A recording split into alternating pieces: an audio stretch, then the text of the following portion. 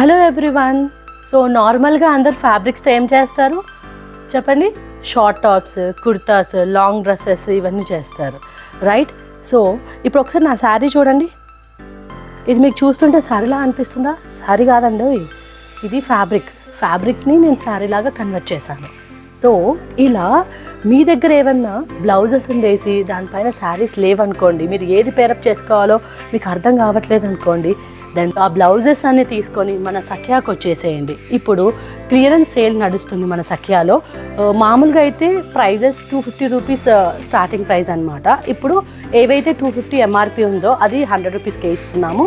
ఏవైతే 300 ఎంఆర్పి ఉందో వాటిని 150 రూపీస్కి ఇస్తున్నాము.